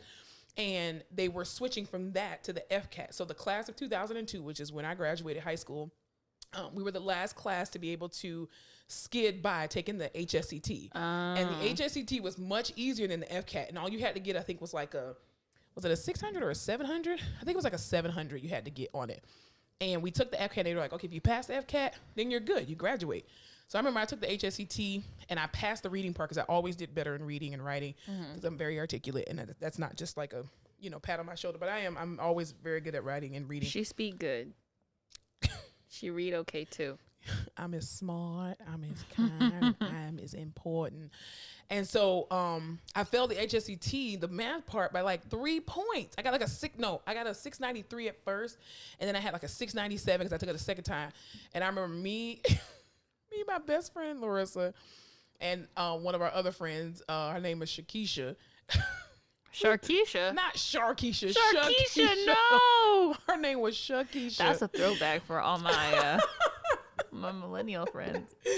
So I know about Sharkeisha because she bust the crap out of that girl, but no, her name was Shakisha, no R. And I remember we studied for the HSCT, and we were just like, Lord, please let us just pass it. We just trying to graduate. Literally, I passed that test by 2 points. I was like, I'm in there. And that's all I cared about. That is all I cared about. But I think it's sad that like you literally go through all these years of school to come at the very end and somebody tells you, well, I thank you for all the work you've done, but you're just going to get a certificate of completion. Yeah. Thank you for your service. Thank you for your service. That's so disrespectful. Like, and my thing is half the people who even created this test can't even pass it if they tried. Half the teachers can't even pass it. Yeah. That's how my brother, I liked school because I'm a Gemini. And I'm good at it. So Geminis like school. Yeah, they're curious. Usually most of them. Well, I was curious about school and I liked doing well and I was good at standardized tests. So like, but aren't you guys indecisive because you have two sides? We are indecisive, so I had to get good at picking A, B, or C. But but I liked doing well in school. I didn't get it. My brother's way smarter at things than I am. Yeah. Cannot pass a standardized test. That's awful. And I'm like, but if you would just talk to him and we're like, what did you learn? What's going on? Well, he'd be fine. But maybe it's just test anxiety though, because a lot of people have test anxiety. We're both heavily medicated. That could be it. Yeah. But I'm just like, school could be so much different. It really could, because even when I was I remember when I was studying for my board exam for PT school, I knew that I had issues taking tests. And so when I would go to my professors and I'm like, listen, I understand this information in front of me, but for some reason, when you put it on this piece of paper, it doesn't make sense and I don't know why. Literally, I went to this one professor who was an adjunct, and he was actually the director of health sciences for Nova Southeastern University. And his name was Dr. Williams. Shouts out to Dr. Williams if you're still there. Anyway, and so he literally gave me like a sample of like 20 questions. And he said, I want you to take this little 20 question test, come back to me next week, and we're going to go over what you got wrong. So he was like, don't look for the answers. Just take it, come back to me. I came back to him the next week, and he said, okay, why did you get this question wrong? What in your brain made you think this was the correct answer? And when I explained it to him, he's like, oh, now I see what your problem is. He said, Monica, you are adding stuff into the question that's not there. So he gave me this example. He said, Billy went to the store and came back with some Skittles. He was like, now what does that tell you? I was like, he bought some Skittles. Monica, I didn't say he bought Skittles. I said he came out of the store with Skittles. He could have stole them. He could have had somebody else buy them, or he could have bought them, or he could have found them on the floor. You don't know. Take the question for face value. and read the last part of the question first, and to ask what the question, the actual question asks is, and actually asking you, and then go back, because you are adding stuff into the question that's not there. And he was like, you keep living in this great area of possibility, and you have to take that out. As soon as I did that, like even on my practice tests and stuff, it was so much easier to be able to answer those questions, because I was like, I took it for face value. And I think that was one of the reasons why I passed my boards the first time that I took it, versus there were some other people who went to school with me who took it the first time, they failed it, or took it multiple times. There are still some people who still haven't passed it. But it's because if you can have all the knowledge in your brain. If you don't know how to answer questions, it's always going to hinder you. Always. That's why I make the comments of when people say, when I ask you a question and I'm like, hey, what did you eat today? Well, I went and I did. That's not what I asked you. It's not what I asked you. And I will interrupt you. That is not what I asked you. Yep, she has done that to me. Yeah, I do it all the time. It's bad. Yeah, and if that doesn't work, just get on beta blockers like I did. Do you need me to turn this down for you? No, I just can't hear out of this ear. Oh, it's because my beats battery. I failed every practical in school until I got on beta blockers. Really? Yeah, I would just Why get are so you on nervous. a beta blocker? You have heart issues? No, I needed to calm down. My anxiety would get so bad before I took a practical. Oh, so you need to bring your heart rate down. I would always test the wrong thing, or like practicals just tripped me out because it's real life and all that stuff. Yeah, and you see yourself failing in real time. Like you can watch people's reactions as you're doing the wrong thing, and after that you're just like shit. It's like silent library. Like when I was in PT school, we would like have the cadavers laying there, and they would be pinned, and then you write down something, and then you kind of look over at your neighbor, and you're like, "What the hell? Is that what you got?" You're like, you're like, "Yep, I'm failing. I'm just yep. Oh, I hated that. And you just go along with like, I'm just gonna write whatever comes to my mind down. I'm not even gonna try anymore. I'm defeated. Yeah, I passed OT school by the skin of my teeth. Really? Yeah, college too. I got a 2.4 when I graduated undergrad. I think when I graduated undergrad, I think I had a 2.6, but I never tried because undergrad was easy, and it was too easy that I didn't try. Because again, I have a bachelor's degree in health science. What can I do with health science? It's like mine, human development and family science. Thank you. It's like the stupidest degree, and it was for my school, it was designed for you to go straight into either PT or OT school. Oh, really? Yeah. That's so it was like a bridge program, not a bridge program, but like a bridge for you. Like if you wanted to go into PT or OT, you were automatic shoe-in if you had a health science degree. And I literally, my when I first started college, I was a biology major. I got to biochem, kiss my ass. Yeah. Organic chem too. When I saw the syllabus, I was like, this ain't what Jesus called me to do. This is not the will Jesus of God for called my me to life. have fun in college. Listen, right? And you cannot do that if you're a med student. And I went to a HBCU. Oh no. Mm-mm. And then the thing is too, most sciences, and everybody knows this is true, so this is not me being discriminatory against a group of people. Most science classes. Everyone knows this to be true, so don't come for me in the comments. Exactly. So most of the science teachers, like the upper science level classes, your teachers are people who have thick accents from wherever they may be from. And it can be very difficult. Like my physics teacher. Thick accents make you smarter. They do. They really do. Because, and to be honest with you, other countries are way more developed in math skills than the United States are. Like we come out of the womb using a calculator. Whereas like, take for example, Jamaicans. If you go to Jamaica right now, they don't have no calculators. Calculators? Whoa. Wow. What do they have over there? Calculators. Was that an accent? That was something. I don't know what that was. They don't have no calculators. Right. Holy moly donut shop. So yeah, they don't use calculators.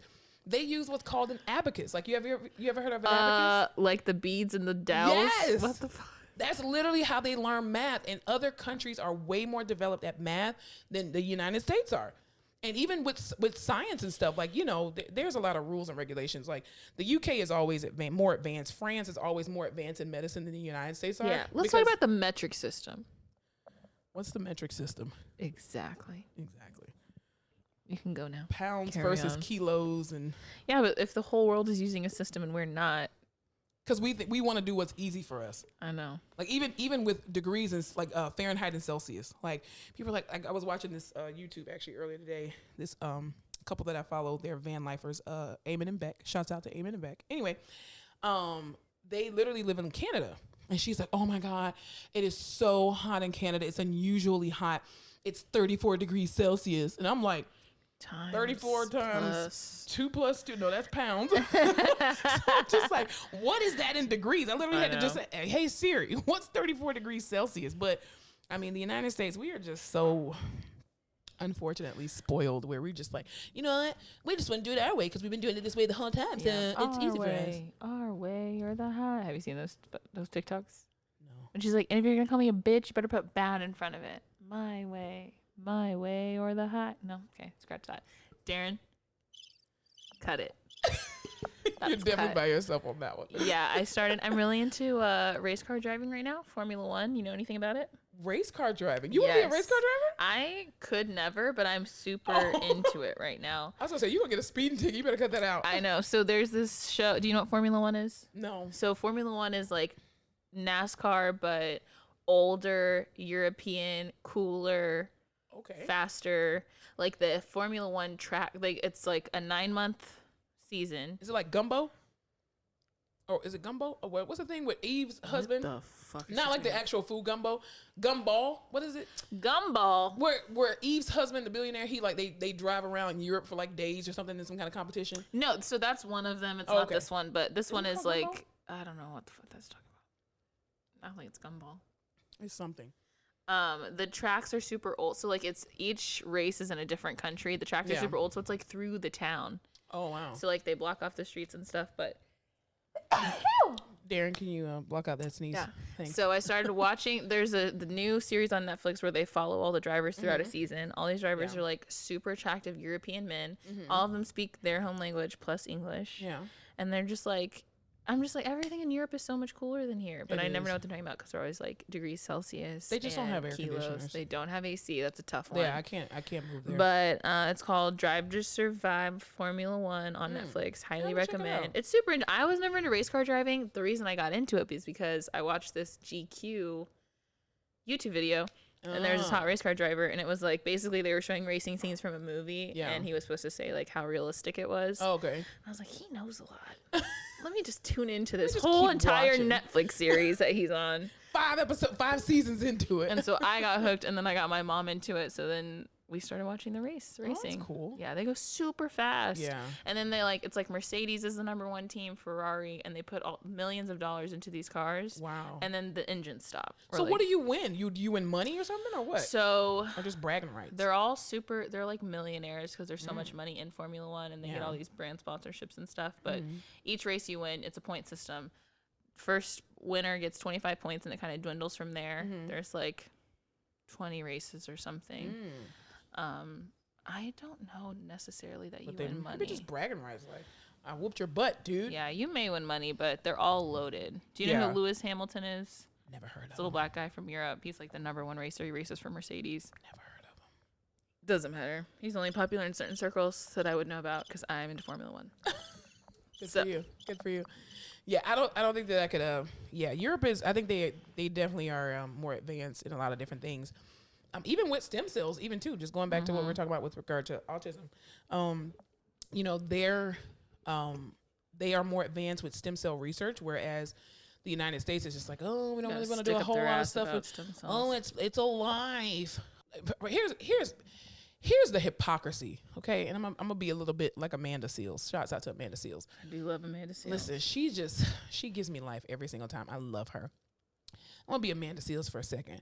The hypocrisy of stem cells when literally the father, quote unquote, and I'm saying with all sarcasm, of gynecology used to practice his procedures on African American women without anesthesia. Where's the life in that? Freaking bastard. Oh, but you have monuments. Oh, he created a speculum. How did he do it? That's insane. Yeah. Literally, the father of gynecology literally tested all of his procedures because he said, black people don't feel pain. Yeah, because we're numb to all the freaking. We're robots. We all remember Tuskegee. Oh my God! Listen, this is why my dad.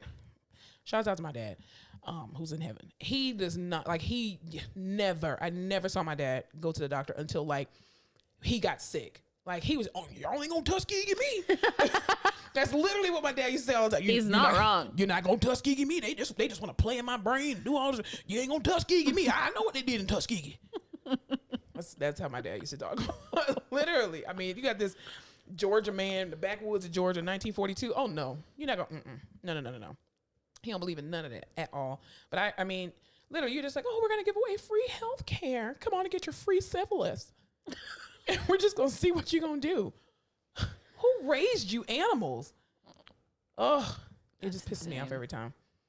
So speaking of healthcare, so both Alyssa and I are in the healthcare field.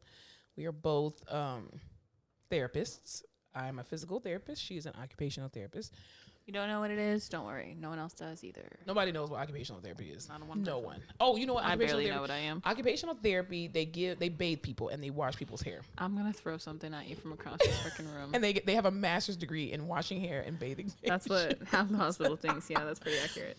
Literally, you have two therapists that walk in. Oh, you for PT? Yes, you get a 2-for-1 deal. Yes, you're gonna get 2 PTs today. What kind of stupid question is that? You got a big OT on your badge, and they're, oh, you PT? Yes. Shout out to all my occupational therapists. You know the struggle. Yes, occupational therapy is such a great career and field to go into, because the reality is, as a physical therapist, all I care about is if you can walk and do gross motor skills. I don't care if you're walking around naked. I don't care if you can feed yourself. I don't care if you have cognition.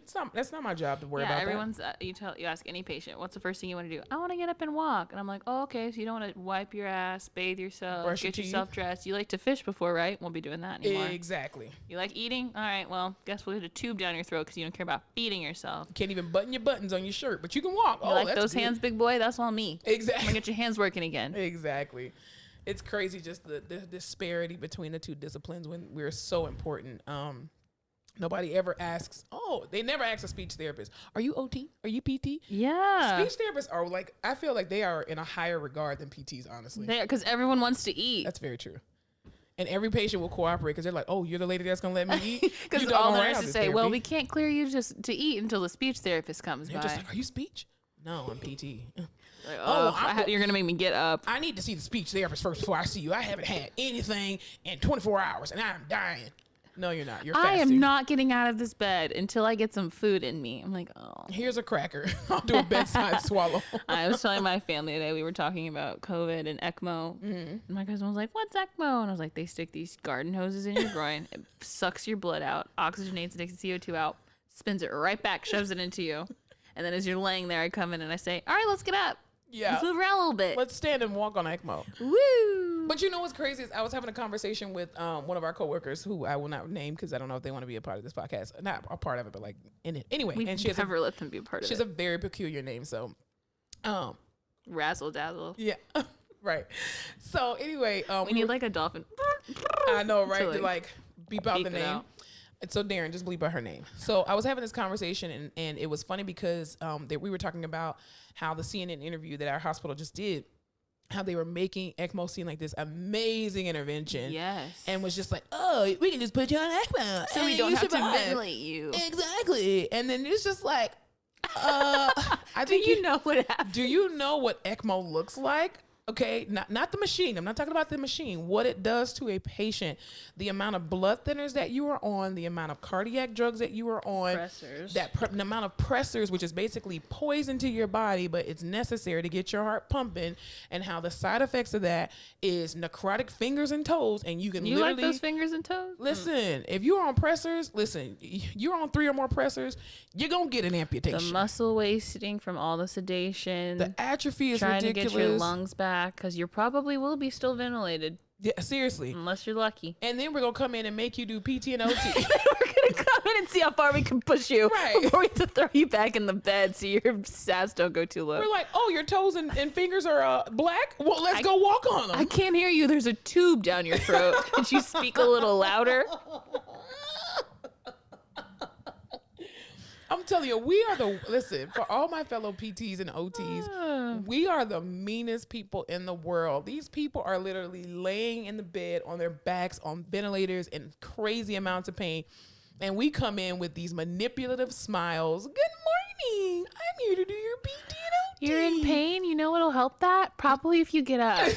We can sit on the edge of the bed. We'll see what happens. Right. And if it gets too bad, we'll put you back. We won't put you back. Unless your O2 sat goes to 50, I will not put you back in that bed. And then even too, if you're not blue, we're going to keep going. I'll go until the nurse comes in and says, "Is everything all right?" Right. And then to cover my ass, I'll put you back in that bed. Exactly. We are just so mean. Like, just 5 more minutes. Just two more seconds. 2 more seconds. No, I gotta lay down. Just 2 more seconds. Oh, yeah. We just gotta stand you just to straighten up the sheets up underneath your butt. We just need to take 1 step towards the head of the bed so you Just can lay one. back down. Okay, take 5 more. Just 2 more. Oh, look, you're already Just 10 doing so more. good. You think you could walk to the sink today? Wow, we're in the hallway. It would be so nice if you used the real toilet, huh? Let's get up. Right. Oh, I need a bedpan. How about we use the bedside commode so we can We'd stand? be like, "Ooh, sorry, no bedpan anywhere. We're gonna have to We're get gonna to have the to get bedside up. commode. We You gotta get up." We are such manipulators. I mean, I love being a manipulator. I'm not gonna lie, for my patient's sake, because I know that what we do is beneficial. But it's so mean because I know, God forbid, I were ever in that situation. Oh, I'd be like, absolutely not. I would throw a tray table at any PT or OT that walks in that room and be like, "Let's get up today." Yeah, the easiest way is just to hot dog, retro pulse, hot dog out of that bed. Yeah, I'm gonna slide to the floor. I'll be like, "You want purpose. to pick me up from the floor? All right, cool." I'm gonna purposefully make you do an incident report just to piss you off. You got doggone right, and I bet you won't come in here trying to give me PT again. I hope this trach pops off. I hope this tube dislodges, and it's on you. Yep, and I'm just gonna lay there, just This FMS comes out. right. You're covered in shit. Still inflated, like that one patient we had. So Alyssa and I were co-treating Alyssa and I co-treat very often, or we used to rather. Sad days. R.I.P. And R.I.P. to our co-treatment. I've been moved into the inpatient rehab unit of the hospital. And I'm still in acute. But when Alyssa was in the I'm ICU, clawing my way back, ladies and gents. Don't you worry. By the time this podcast airs, Alyssa will be back in ICU and back on the acute care side. And full that's force. on manifestation. Oh, yeah. So we co-treated this one lady who she was trached. And I think at one point she was on ECMO too, but we didn't work with her on ECMO. Yeah, she was off ECMO. She was trached and she was following commands about 50 to 75% of the time.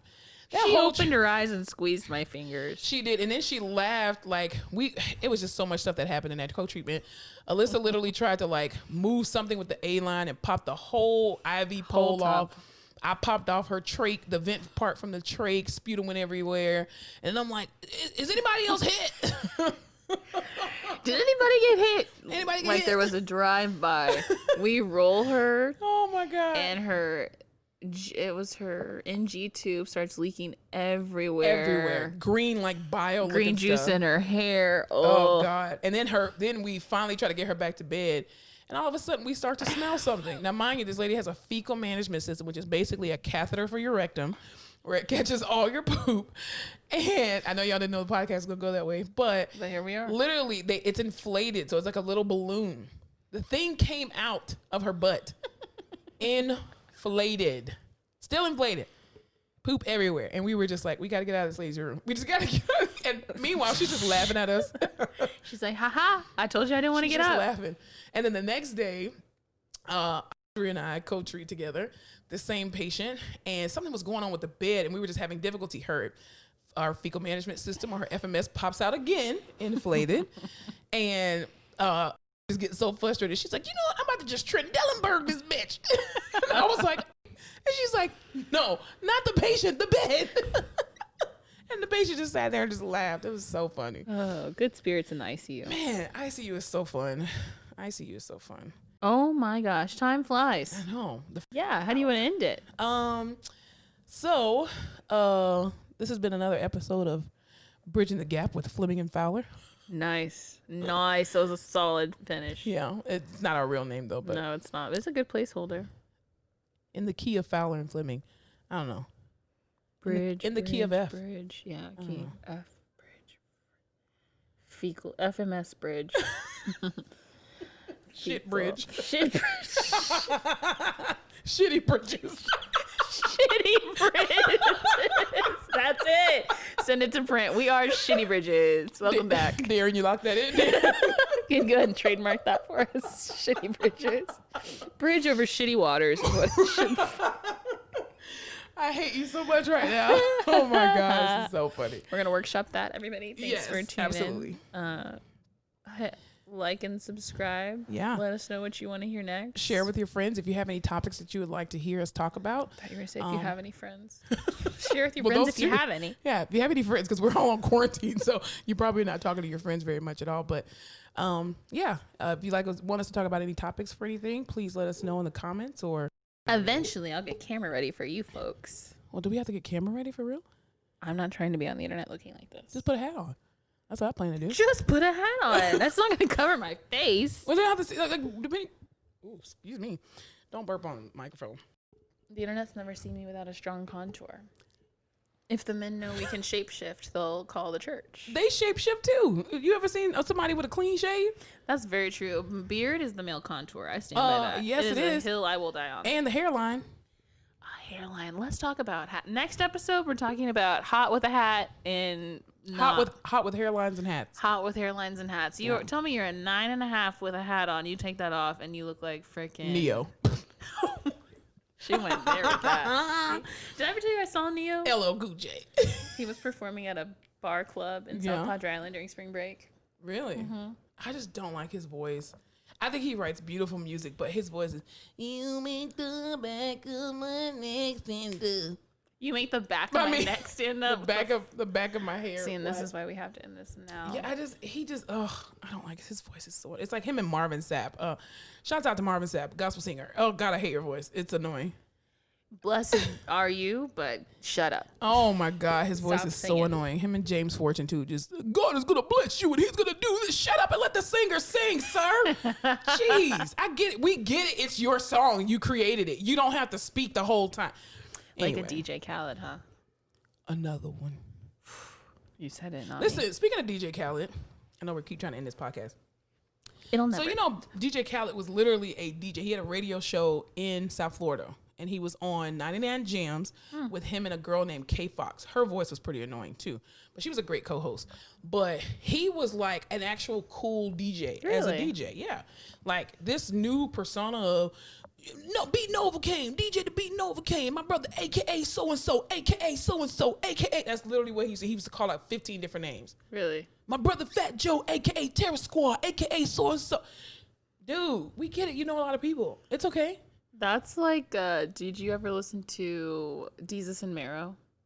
Jesus, I heard of them. So they're really funny. They have a show. I watched them when they were on. Is that like the light-skinned guy and the dark-skinned guy? Yeah. And that's the one that DJ Envy got pissed at because they, Yes, yes. Oh God, because they were like, oh, so she loved you before the money, and she stayed for the money.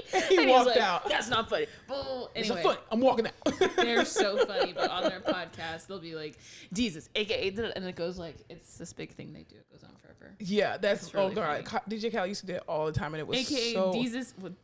what does he say? These expensive, these red bottoms, these bloody shoes. That's Oh, what he is. gee whiz. He used to be like, AKA the Beat Novocaine, AKA 99 Jam, AKA Terror Squad, AKA Fat Joe, AKA 50 Cent. You don't have to call out all 1,000 members of your family, sir. We don't care. We don't care. And then he left to become DJ Khaled. Like, DJ Khaled. like no, I mean, people knew him. He was very popular, but he was a popular like radio DJ. He was really good as a radio DJ. Insane. I used to want to be a radio DJ. Really? I don't know how to do that or anything about it, but I was just like, people want to hear me on the radio. Well, I had to, when I was in college, like, you know, you can call into the radio station and request a song, or you answer like a trivia question. So when I was at FAMU, I called into like 90.5? Yeah, which is WANM radio. Shouts out to FAMU. Anyway, and literally they were like, oh, you got the trivia question right. And so she was like, okay, hold on the line, blah, blah, blah. And literally the girl told me, she was like, you know what? You have a really good radio voice. I was like, oh, thank you. Oh, word? Yeah. Put me on then. And then one of my patients last week, he told me, he was like, you have a really nice voice. Thank you, sir. I mean, I just think I What sound like a patients man. are you walking with? You are walking with. Well, not last week. I was in the COVID unit last week, but week before last. Very nice guy. He ended up having a stroke, though, unfortunately. Yeah, he sounds like me. I And feel now like the he's- stroke fairy. Now Sometimes he's up there. trached. He's trached, and his whole left side's gone, and he had an aortic dissection. Well, he had a repair, and then he was coughing so hard that he literally bust 8 wires on his sternum. Hey, is that A HIPAA violation? Darren, cut it. Thank you so much for tuning into another episode of The Face Off with Fleming and Fowler. Don't forget to follow us on all our social media platforms, including Instagram, Facebook, Twitter, and YouTube at The Face Off Pod. Be sure to tune in to The Face Off with Fleming and Fowler every Tuesday when new episodes are released.